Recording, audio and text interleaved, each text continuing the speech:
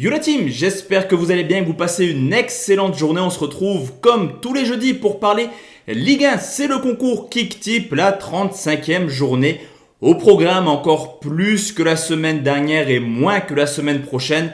Les rencontres sont ultra importantes, que ce soit pour le titre, pour la qualif en Coupe d'Europe, mais également pour le maintien, où on verra dans cette vidéo que pas mal de clubs ont encore quelques soucis à se faire en cette fin de saison.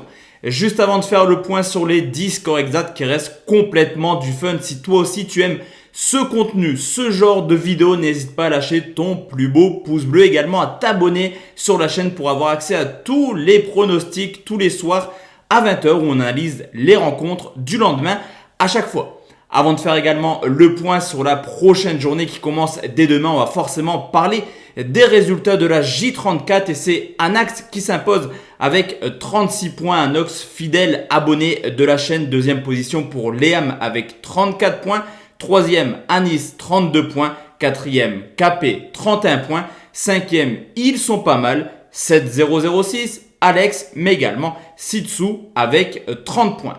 Ce qui nous donne au classement général toujours leader depuis quasiment le milieu de saison, c'est Rude BZH avec 814 points. Mais attention car 7006 revient très bien derrière avec 778 points. Troisième Shakir 747. Il complète le top 5 en la personne de Erwin également. Lyon, à titre d'information, je suis 13 ou 14e de ce classement. En tout cas, l'objectif c'est vraiment d'essayer d'aller chercher le top 10. Ni une ni de la team, on part sur les 10 rencontres qui commencent dès demain avec Marseille qui reçoit Strasbourg. Des Marseillais qui restent sur 4 victoires de suite à domicile et qui ont encore l'espérance de l'Europa League. Au contraire de Strasbourg qui aurait pu quasiment assurer son maintien le week-end dernier contre Nantes, mais qui s'est incliné de but 1 à domicile. L'arrivée de Sampaoli fait du bien aux Marseillais, surtout à Dimitri Payet. Cette rencontre dirigée par le nouveau tacticien. 5 victoires de suite, l'occasion est belle pour mettre la pression sur le RC Lens qui se déplace à Paris ce samedi. Victoire des Marseillais sur le score de 3 buts 1. On va également parler du Paris Saint-Germain qui reçoit le Racing Club de Lens. Comment Paris mentalement et surtout physiquement va pouvoir combler un petit peu cette rencontre contre Lens. On l'a vu contre Manchester City, des Parisiens complètement au fond du trou physiquement en deuxième période. Et on le sait également, Paris au Parc n'est pas serein cette année, déjà 5 défaites en Ligue 1. Au contraire des Lensois qui restent sur une excellente série de 13 matchs sans défaite et qui a également fait des résultats contre les Cadors. Je pense à un match nul contre Marseille, contre Rennes, mais également contre Lyon.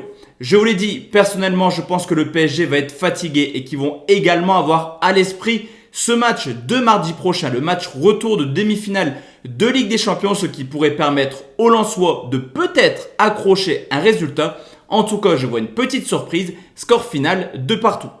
Troisième match et c'est le leader, le LOSC, qui reçoit Nice. Alors héroïque contre les Lyonnais la semaine passée, on le sait, à domicile, Lille est plutôt sur une tendance inverieure. Une seule victoire sur les 5 dernières rencontres et des points perdus contre des équipes de milieu, voire de bas de classement. Je pense à Brest, à Strasbourg, mais également à Nîmes. Du côté de Nîmes, paradoxalement, depuis qu'ils n'ont plus rien à espérer, ils vont mieux actuellement. Depuis mars, ils enchaînent des belles prestations, 4 victoires, 2 nuls, une seule défaite et surtout, historiquement, Nice a toujours réussi à embêter les Lillois. Au stade Pierre-Mauroy en témoigne, une seule victoire sur les 10 dernières réceptions du LOSC contre Nice. Là aussi, sur ce coup, je vois une petite surprise et je pense que Nice est capable d'accrocher les Lillois. Score final, 1 partout.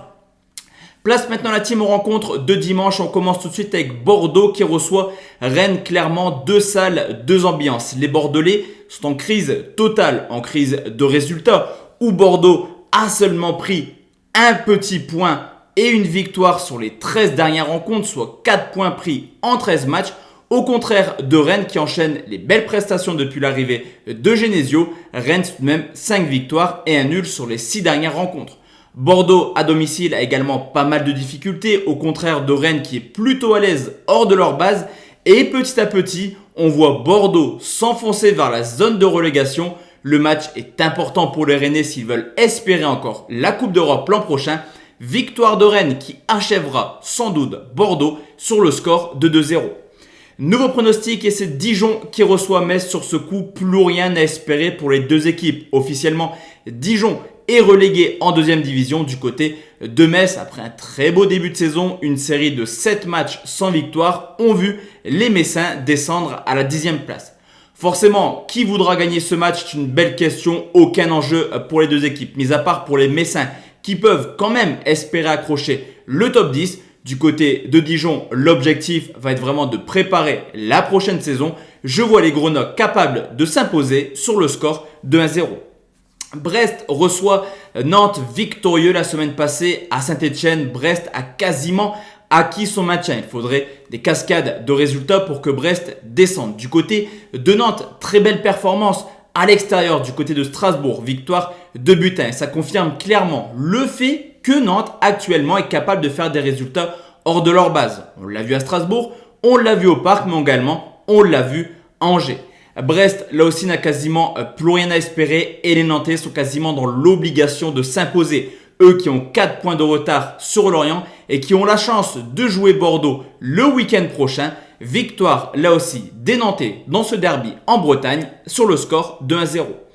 Lorient reçoit Angers, l'Angers qui n'a plus rien à espérer eux aussi cette année. Joue des Lorientais qui se sont clairement mis dans une opération maintien en 2021 et mine de rien, ça marche. De plus, Lorient est extrêmement à l'aise à domicile, déjà 8 victoires cette année en 17 rencontres. Angers est en roue libre depuis le démission clairement de Moulin, l'entraîneur emblématique d'Angers. Lorient fera le taf tranquillement à domicile comme la semaine passée contre Bordeaux. Score final de but 1. Nîmes reçoit Reims un petit peu comme Metz qui se déplace à Dijon. C'est également un match qui n'a pas trop d'enjeux, surtout pour les Rémois. Car pour Nîmes, l'affaire est ultra importante. Il faut également essayer de prendre les 3 points. Mais on le voit semaine après semaine. Les Nîmois ont pas mal de difficultés à déployer un jeu plutôt plaisant, plutôt agressif. Leur jeu est clairement en contradiction avec le jeu de Reims qui est plutôt un bloc bas et qui ne proposera pas de jeu comme toutes les semaines. Reims, c'est déjà 14 nuls cette année. Place au 15e, score final, un but partout. L'AS Saint-Etienne se déplace à Montpellier. Là aussi, Saint-Etienne qui aurait quasiment pu acquérir son maintien le week-end dernier s'est incliné à domicile. Mais Montpellier, c'est pas mieux. La défaite à Nice a quasiment mis à néant les espoirs d'Europa League de Montpellier. D'ailleurs, Montpellier reste sur 4 matchs sans victoire et à domicile, c'est quand même l'une des équipes qui s'est le plus inclinée. Du côté de Saint-Etienne, la saison est extrêmement mauvaise, il n'y a pas photo. Mais à l'extérieur, on a pu voir des choses assez cohérentes dans le sens où Saint-Etienne s'est déjà imposé à 6 reprises. Montpellier n'ira pas en Coupe d'Europe, Saint-Etienne est quasiment sauvé, mais je pense qu'il y aura quand même un vainqueur.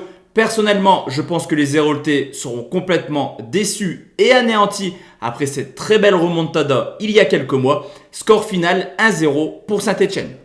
Et enfin la team, le dernier pronostic, celui-ci, il est extrêmement intéressant parce que c'est Monaco qui reçoit l'Olympique lyonnais. Sur ce coup, on l'a vu, Lyon la semaine passée capable du meilleur en première mi-temps et complètement à l'agonie en deuxième mi-temps où ils ont là aussi quasiment dit adieu à la Ligue des Champions mais surtout au titre. Monaco est incontestablement la meilleure équipe en 2021 en Ligue 1. On le voit dans les résultats, 12 victoires, 2 nuls, une seule défaite sur les 15 dernières rencontres. Et Monaco est également la meilleure équipe à domicile cette année à Louis II. Sur ce coup, Lyon est dans l'obligation de gagner, mais je pense que Monaco fera tout pour essayer d'aller chercher le titre, voire une qualif en Ligue des Champions. Score prolifique comme la semaine passée, victoire de Monaco sur le score de 3-2. Donc voici la team, mes 10 scores exacts pour cette nouvelle journée de Ligue 1. On se retrouve forcément ce soir pour une vidéo un peu plus habituelle de pronostics sportifs. Excellente fin de journée à tous et à toutes. Et à ce soir la team. Ciao ciao.